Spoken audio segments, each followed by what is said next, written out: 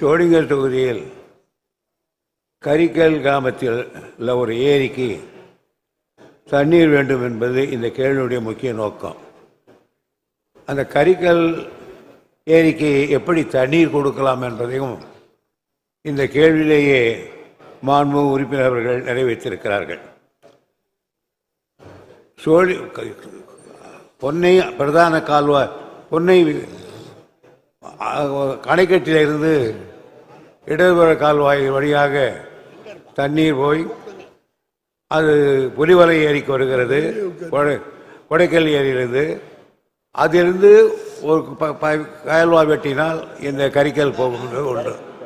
ரெண்டாவது அதே கரிக்கல் அதே கொடைக்கல்லிருந்து மேல்பட்ட வடமாதி ஏரிகளுக்கெல்லாம் போனால் தண்ணி கொண்டாந்து போடுறான்.